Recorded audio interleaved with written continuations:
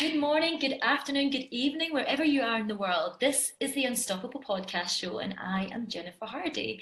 Thank you so much, everyone out there, for joining us today. Today, I am joined with the beautiful Stef Ventura, who is a mindset and transformational coach. Thank you so much, Stef, for being on today. Thank you so much for having me. Where is it that you are, Stef, in the world? I'm in Peru, South America. Oh, beautiful. Do you enjoy living there? Yes, I do very much. Is it nice and warm? It's absolutely freezing here in Scotland just now, sadly. Yeah, it's nice and warm right now. Sometimes it's a little too hot. Awesome. So tell me, mindset and transformational coach, what does, for anyone listening that is really new to this space, what kind of thing does that actually mean, Stef? So I'm always, switching around titles sometimes to see what feels most aligned for me. But what it really comes down to is I really do help women do deep mindset work. And mindset work is really about helping you really uncover the root cause of your limiting beliefs. So not just being aware that you're afraid of something, that you feel like you don't believe in yourself, but actually understanding why you're so afraid, why you don't believe, why you keep doubting yourself, and really getting to the root cause of that, and then really being able to extract that so that it no longer pervades throughout your entire life, so that it no longer unconsciously sabotages you from getting the results that you desire in whatever it is that you're doing. And I transform people's lives because when you help them release those deep limiting beliefs, and I do a lot of emotional work as well, so a lot of emotional baggage or trauma from way back in the day, then they literally transform and become more of who they truly are. They allow themselves to be seen and heard. They pursue their passions. They're authentically who they really are because they stop caring about people's judgments. They stop trying to hide or think that they're not good enough. And so they literally start transforming and become completely different people. And doesn't it spread across like every single part of your life? When you have just even one limiting belief, it affects and eats into everything, your relationships, not only with your partners or your friends, but your children. It can eat into your business life and the capacity of how you're performing in your career. It really can. It's incredible. Exactly, and that's exactly what I teach people, is because a lot of people sometimes think, oh, I'm going to do mindset work because I want to like move forward with my business, and that's fine. But a lot of the times, a lot of the issues that you have in your business life also are affecting you in your personal life. And so the reason it affects you in your personal life, and I help people with my Awaken Divine Creatrix program, is really help them have emotional balance and balance in their personal lives, because a lot of the limiting beliefs and issues that we have, traumas, come from our personal lives, come from our childhoods. And so that's the programming that you live your life based on, is like from all of that stuff that you were made to believe from a really young age as a child, that you weren't good enough and not special or unintelligent. You then live your life according to that, so it affects you in your personal life. You think that you're less than other people next to you, and then if you decide to start a business, then you think you're not smart enough to start a business, that you're not capable, that you're not good enough, and so you're not good enough for relationships, and so on. So it's interconnected because you're a whole person. This business is not separate from your personal life. It's all connected. So yeah. And I can remember talking to a client about something, right? And we were speaking about her childhood and growing up, and I asked her, what was it like? She did have some limiting beliefs around confidence and her ability to do very much, to be honest. And actually we figured out that it wasn't necessarily that she has been told that she couldn't do stuff. It wasn't necessarily that she was having anything mean said to her, but it was the lack of positivity. It was the lack of, you can do the thing, the lack of what's the word, confidence building. So it was all the things that weren't being said to her when she was desperately seeking that attention that was actually the limiting belief. Have you seen that be the case quite often too? Yeah, of course, that does affect some people, because I have had a very difficult and traumatic childhood, and sometimes my clients are like, yeah, but I didn't have it like you or other people. And I mean, I had a pretty good childhood growing up. I had everything provided for me, etc. Yeah, but their parents may not have been the most nurturing, the most loving, the most supportive. And then that's what really makes them feel really insecure. And I always tell my clients, and I always tell everyone that listens to me, this is not about comparing my, life journey or my traumas and compare it to another person's and think, oh, well, mine are bigger than yours, or mine are like deeper than yours. No, because it's always subjective, and it's always about how we feel about the situations we've lived through. So I've had really difficult situations in my life. I've had to overcome many forms of abuse and other issues. And even though I've had to overcome those difficult things, it doesn't make another person's pain and trauma and insecurities less than or greater than mine, because it's all about how I feel about mine and how they feel about theirs.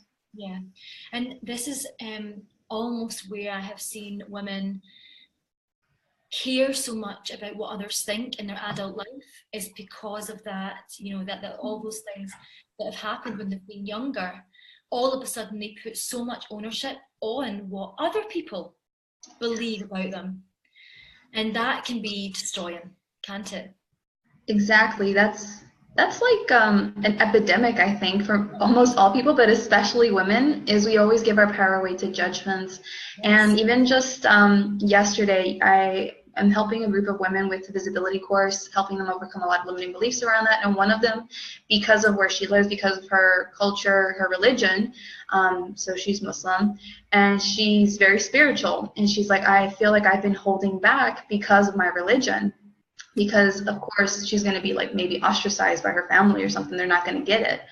And yeah, I was like, well, you have to be the true you. So if you want to keep living your life to make your family happy and continue to abide by what they expect of you, you're perfectly able to do that. But if you really want to be the true you, you're going to have to face the fact that not everyone's going to agree with it, you know? Absolutely. And that is a heartbreaking position to be in for that woman.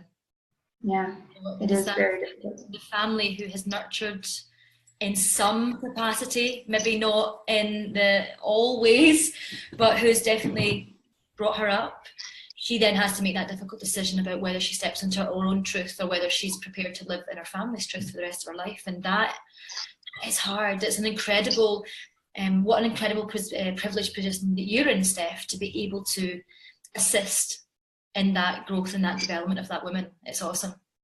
Yeah, thank you. Really cool. So I know that you were talking about the fact that when you were younger there was some things that had went on. Do you want to speak about that a little bit? Yeah, I can. Or yeah, for anyone that's listening out there who would be perhaps massively inspired to even take action on the way that they're feeling as well. Yeah. So what was growing up for you, Steph? So I was born in Peru, Lima, Peru, the capital. I was here till I was 4, and then my parents immigrated to the United States. I was raised there from the time I was 4 to 20.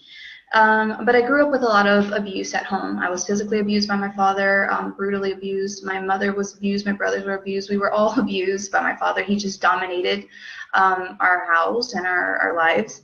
And when I was about 13, my mom finally was able to step into her power enough and say enough is enough. And after a really bad fight, she didn't let him come back home. And so my mom became a single mom of 3 small children. I was about 13 at the time. My brothers were, I don't know, 6 or 7. And she was on her own. And it was hard for her. It was a struggle. She had a huge responsibility, a house, a car, credit cards, things like that. And my father basically kind of abandoned her and didn't want to help at all. And so me being the oldest, I stepped up. I started working in what I could to help my mom make a living or help keep the house afloat or whatever. But she ended up losing the house. They got foreclosed. Her car got repossessed. We had to move. We lost everything that we knew as kids, you know, that was our home, and then it was just gone, and our whole environment completely changed. So that was difficult. Even though I wasn't happy that my dad beat the crap out of us, it was still a very difficult change. And at 14, the following year, in high school, I'm excited about starting my life, and I decide to go get my permit to drive. And that's when I find out I was in the United States undocumented. And so all of my life I had thought like, well, I'm Peruvian, but I'm American too. And then I find out, well, no, actually I'm just Peruvian. And what's going to happen to my future now? Because at that time, especially in the state that I grew up in, North Carolina, the immigration situation had become a little bit more difficult. It was like 2013 or so, and 9/11 had happened a couple of years ago. And so that's when the carpet or the rug got swept like from under my feet or whatever, because all my life I had been prepared by my immigrant parents to prepare myself for university, that was my one path to success, that was the only way I was ever going to be anyone, in quotations, in the world, and that I needed to make all of their sacrifice and all of the things that they had worked so hard for worth it, that all of that responsibility was on my shoulders. And so when I found out, like, well, I have no future here, what am I going to do the rest of my life? It's basically over. I'm going to be doomed to work at like Taco Bell or something. And no offense to anyone working at Taco Bell if you're working at Taco Bell, but it's like I knew I wanted more than that. And it was heartbreaking for me to think like I will never be able to have more than that. And so after so many issues, you know, growing up as a teenager with a single mom and struggling, I was rebellious, and so many issues where I wanted to like kill myself because the pressure at home was just too intense. I didn't think my mom understood me. We had our own issues, and wanting to quit school because I didn't see the point. My mom had me somehow stay on, and I graduated. But then at just a couple of years later, at 20, immigration showed up at my house, and basically I went with them on the process to begin returning back home to Peru. And I had no idea what to expect here from Peru because it was a totally like foreign country for me. I hadn't been back since I was a young child. At the time, my Spanish was quite good because I relearned it. When I was 13, I started relearning it. But I was essentially like afraid. I didn't know what to expect. I figured if in the United States it's already hard to get ahead and people feel like you need a college education, in Peru it's even worse because you really, really need that to move forward. And I was intimidated about studying in Spanish. I thought I wasn't going to do well, and I was a very high achieving student. And it broke my heart to think like if I start school in Peru, like what if I get crap grades and I'm going to feel so bad? And what if I don't understand some things in Spanish, you know, the way I would in English, and people think I'm like not intelligent, and all of these insecurities, and how am I going to even pay for all of that on my own while I'm trying to like survive because I didn't have really family here. And I came back and I started from zero. And if you believe in the law of attraction, if you're into those kinds of things, I know I 1000% manifested me getting basically booted out of the US because that was the next step I needed to do to move forward with my life. But I was so scared to do that the universe then needed to step in and create a situation where I had no choice but to move forward. And when I came, it was like a breath of fresh air because I was like, finally, I can be me. I'm not hiding, looking over my shoulders, thinking, oh my God, are they going to pick me up any minute now? Are they going to deport me? Is my family going to know like what happened to me if they pick me up and deport me?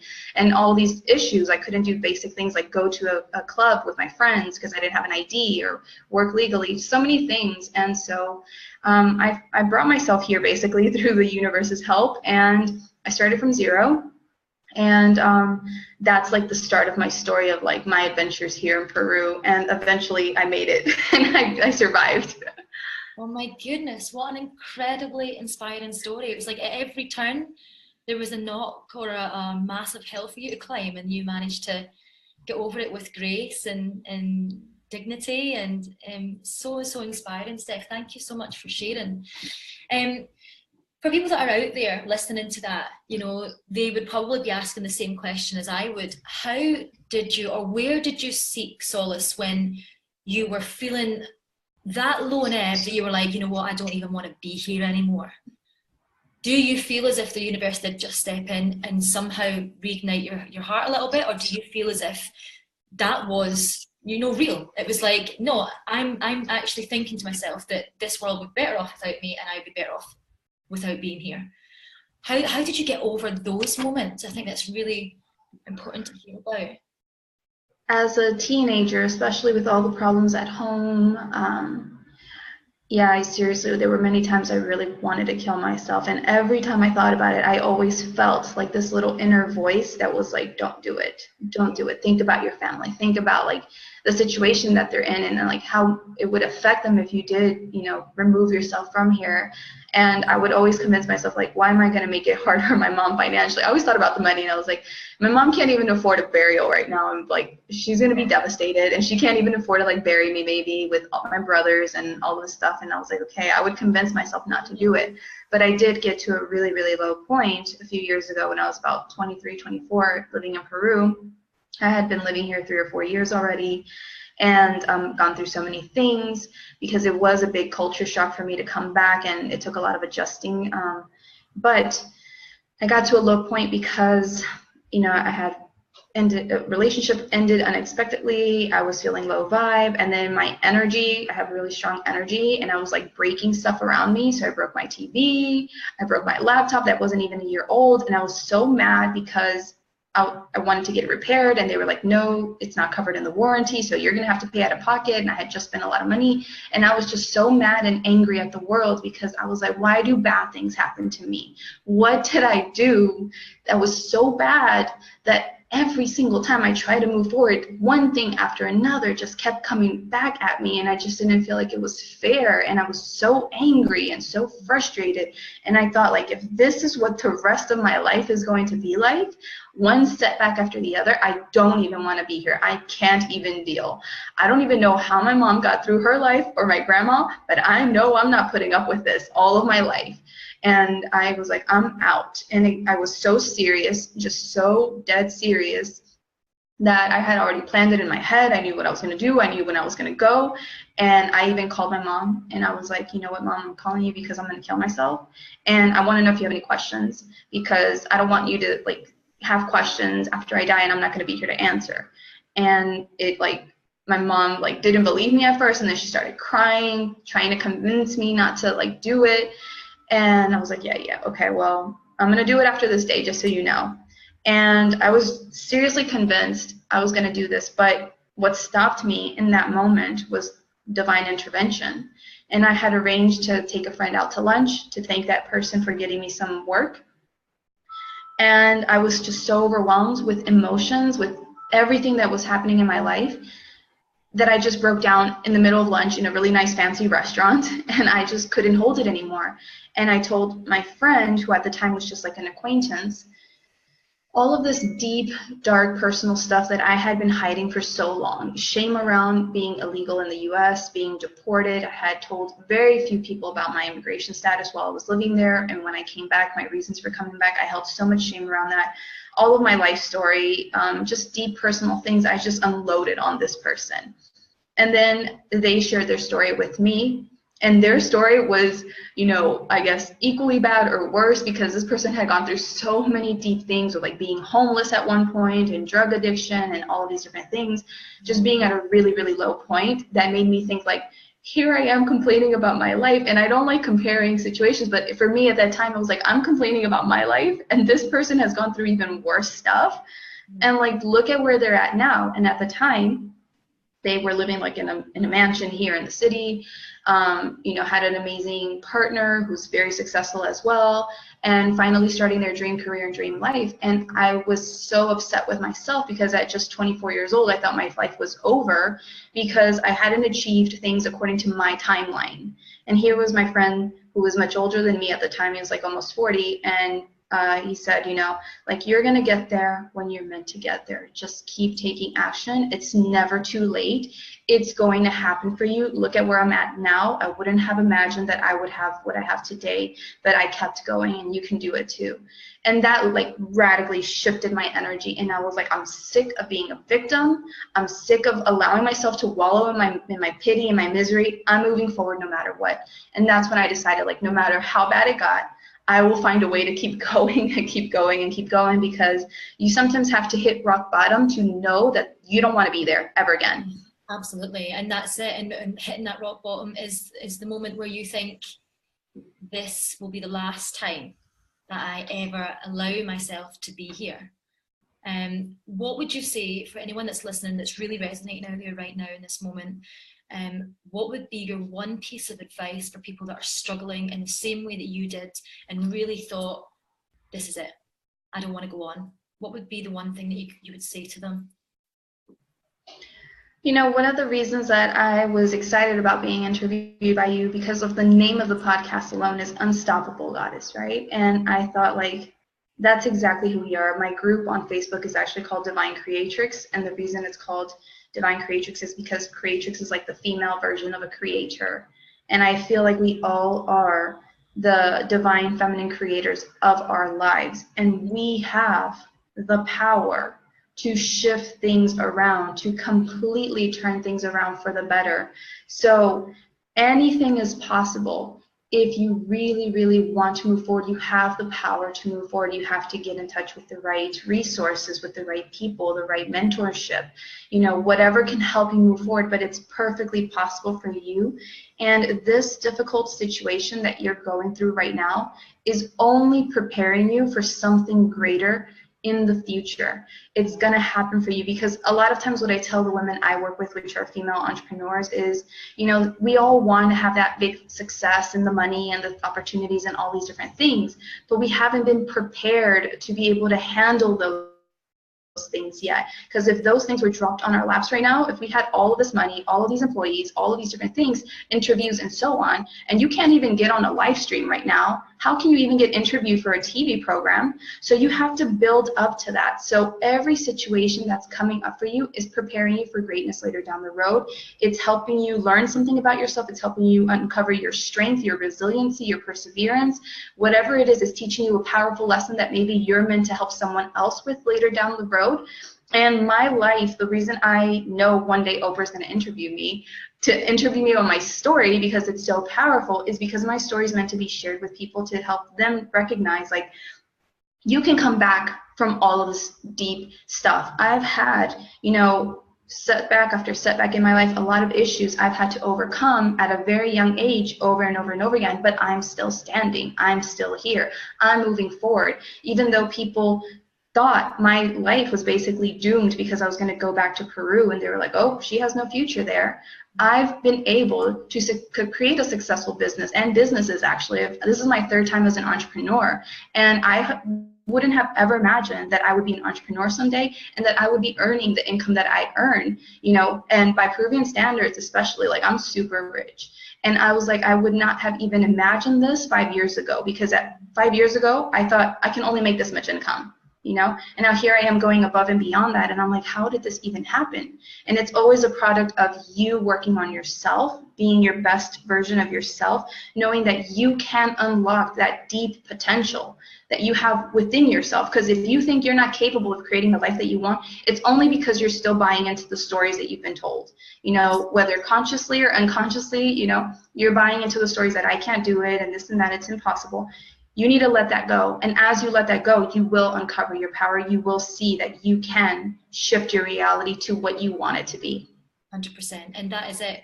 Anything is possible, isn't it? Absolutely. Anything that you can even dare to dream is a reality, actually, as soon as you start to take action on it. And that one of the things that you said there, which really resonates with me, is the fact that you have to surround yourself with cheerleaders, surround yourself with people who want it for you, and surround yourself with people that inspire or support. Exactly. I think that's been something that has been so important in my journey as well, is having the right people around me at all times, and having a very low tolerance and low threshold to anyone that isn't those people. Yeah. Giving them a little bit of space, giving them some time, and as soon as they start to make you feel in any way negative or make you feel that you're incapable of reaching those goals, and you have to take a step away from that. Yeah, exactly. And that's one of the beautiful things about coaching, especially, is like your coach holds the space for you, the container for you to really start believing in yourself. Because a lot of times the people closest to us in the physical form, they're not on the same path as us. They're going about their regular lives, and that's fine. That's their path. And we need to be able to surround ourselves with people who are on the same path, on the same mission. That's why I love the internet. I love entrepreneurial groups. That's how we met, is because these groups are full of people that get it. So you don't necessarily have to be surrounded by people in the physical. You can have a coach. You can have virtual online friends who can become really good friends and to really support you along this journey. So super important for someone to really have that belief and have you see that vision, that greater vision for yourself, so that you can really, really begin believing that too. Wonderful. Excellent. It's been such a pleasure speaking to you, Stef. Tell me, when did you begin your coaching journey then? And it just makes so much sense that you're in this role now, coach, of mentor, because what an incredible story, and what an inspiring coach to be. You know, it's like, listen, I know that you may be going through some hard stuff. So have I. Let me teach you and show you how to get over that. But not only just that, let me take you to the next level altogether. So when did you begin coaching? Like, how did that journey come around? Okay, I love how you said that. I was like, yes, queen, in my mind. Like, it's not just about overcoming that stuff. It's about like really helping you unlock your power, your potential. So my story was really crazy, but in a nutshell, I lived in Europe for a year, and in 2015, I studied to be a health coach originally. I was super passionate about healthy food and lifestyle. In my mind, I was going to create like a healthy food revolution, especially with Latin America. So when I returned to Peru, late 2015, basically the beginning of 16, I decided I'm starting my online coaching business. I have a YouTube channel, so I was like, I'm going to do YouTube videos around this and just do my thing. And then after like 8 or 9 months of struggling, of really understanding who I was helping, what I was doing, what I was going to do with this health coaching thing to begin with, I just was like, you know what, I need some help. And then the universe brought in a business coach that I stumbled upon that I had connected with months before. So I was like, oh, I'm going to hire this person. But at the time, you know, I was living in Peru. I didn't really have much of an income. I was living off some savings that I still had. And here I was thinking of hiring this coach and paying her $3.5K in dollars. And I had no idea what I was going to do. But I thought, okay, I have 2 months of payments because it was a monthly payment plan for like 9 months or something. And I was like, and then I'll figure out the rest some way, somehow. I'll just do it. And then I signed up and I learned from her all the things around branding and websites, and I got clear on who I wanted to help. I understood I didn't want to do the food and lifestyle thing. I wanted to empower women because that had been my journey of like believing in myself and taking action. I was like, yeah, I'm gonna do this. Was in my mind mindset work. It's like helping people face their fears, and that's what I wanted to do. But then after doing all of the stuff that she had asked me to, because I'm an A type, I'm like, you tell me what to do, I'll do it. And I did it. I followed it to the T. I showed up as best as I could, but I just was not getting the results I wanted at all. And I was feeling frustrated. I was like, what did I do? I'm going to be paying all this money now for the rest of these months, and I don't have anything to show for it, and so on. And I just kept on my journey, and I got more into my spirituality, and I uncovered my healing abilities and all of these different things. I understood more about myself. And then I came into contact with my mentor, and she brought to my awareness that I had deep emotional wounds. And when she first told me, because she's psychic, and she's like, I see your inner child, and she's very angry. And I was thinking to myself, because I was just getting into this kind of spiritual world, and I was like, what is she talking about? Like, angry? I'm not an angry person. I don't understand how I could be angry. What is she making up here? But then I took a journey with her, and I connected with my inner child, and I saw that I was really like full of rage for all the abuse that I had received as a child, for all the embarrassment, the shaming that I had received, especially from my father. And I was like so angry that I was crying, like just tears of rage. And that's when I understood, whoa, like this was deep within me and I didn't know what else is in there. So I just kept on this journey of trying to uncover what it is about my past that was still holding me back, and going on this journey of healing from all of those emotional wounds and doing the mindset work, but true mindset work on a deeper level.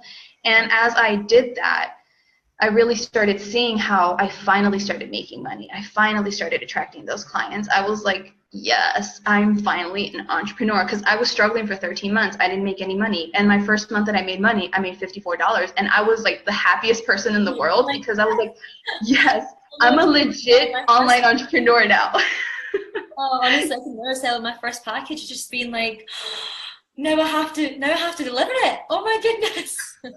Yes, it's like the best feeling ever, you know. No matter if it's $10 or $20, it's like you're getting there, yeah, right? Absolutely. And so I kept going, and I just saw like the more I worked on myself, the more I cleared up all of this stuff, the more my life shifted. And that's when I really, as I got deeper into my spiritual teachings, I really understood like everything is energy. So the reality I'm experiencing is just a reflection of my energy. And if I'm carrying within my energy unconscious things, past hurts and limiting beliefs, and it's still in my energy, I'm just going to keep attracting more of the same thing. So if I want to shift that, if I want to break the cycle, because I come from a family that, you know, the women have been abused and there's been a lot of poverty and all of this stuff. And I always thought to myself, like, No, because one day I might have children and I don't want my kids to go through this. So if I'm going to be in this cycle, it starts with me and I'm going to work on myself. So that's how it evolved. And that's how I began empowering women in this way, is like, this was life-changing for me. I got to share it with you. I know everyone is experiencing this on some level, and I got to help the people who are ready to receive this help. So awesome. So awesome. Stef, it's been an absolute pleasure. Thank you so much for sharing your journey. It is so inspiring to me, and so inspiring to the people that are out here listening, no doubt as well. I know that you have an awesome program. It's called Empowered Divine Creatrix. Mm-hmm. And I'd love to know a little bit more about it, if that's okay. Is it like an 8-week program, or how does it work? Yeah, so it's a group business coaching program, and what Empower Divine Creatrix is it's gonna help women who are stuck in their businesses, who are struggling because they're taking all these action steps and they're not getting much in return or anything at all. It's helping women who want to start a business but they're too afraid for whatever reasons, or especially spiritual entrepreneurs who want to be more out there with their abilities but they're too scared for whatever reasons. It's going to help these women who are holding back and not taking action or not getting the results that they want from really going through the process that I took myself through. So we're going to do deep mindset work. We're going to do deep emotional work. And my work is really deep. I have like over 20 plus reviews on my Facebook page of people, and they're like, Stephanie's not kidding. Like, she will get you to uncover stuff. People are always bawling their eyes out because I bring out all of that stuff that they're not aware of. So, and that's exactly what they need to release. Yeah, they need to release it if they want to move forward. And so we're going to go through this process of really helping them uncover who they really are, to allow that to be okay in the world, to really fully embody that power, to have the mindset, to have all of the spiritual aspects that are going to be super necessary for them to be in alignment. Because when you're trying to, follow someone's exact formula for success, if it's not in alignment with you, it's not going to work. So it's about really uncovering who you are, what works for you, what is in alignment with you, and then also figuring out what business strategies are going to help you get to where you want to get to. So it combines both aspects, because I feel like the entrepreneurial journey is very much a blend of these two worlds. It's the logical, the analytical, the strategy, as well as the intuition, the faith, the trust, So it's about combining this in a way that resonates with your soul on a deep level so that you're able to fully succeed in the world with your business. Awesome. It sounds incredible. I'm really excited to dive in and have a little look as well. Also, for people that are out there and they're thinking about, I'd love to get to know a little bit more about Stef, where can we find you over the social media platforms? That would be awesome to know. Yeah, so I'm mainly in my Facebook group, Divine Creatrix. So you can find me on Facebook there. I have over 850 tribe members. I have a lot of free resources, a lot of free teachings that have changed people's lives just from the free teachings alone. So you can totally have access there. To me, I show up on a regular basis and do a lot of fun things, games, card readings, that kind of stuff. And that's where I'm mainly at these days. So that's where you can find me. That is absolutely brilliant. Thank you so much. So, Stef, thank you so much again. It's been amazing. I'm really looking forward to connecting more with you in the future as well. And perhaps even having you on a TV show. If we can fly you over here, that would be amazing. I'm going there soon. I don't know when. Amazing. Come visit me. So everyone out there listening, I hope you have enjoyed this session today. Thank you so much again, Stef Ventura, for agreeing to be part of this podcast show. For you that are listening, remember you can pop down below, and Stef's links are underneath this this episode, and you can also jump into either the Unstoppable Mastermind or go to the website www.jenniferhardy.me and find out more about how you could apply to also be on the podcast yourself. Thank you so much again. Good morning, good afternoon, good evening, wherever you are in the world. I hope you have the most beautiful day or night, and I will see you all soon. Bye.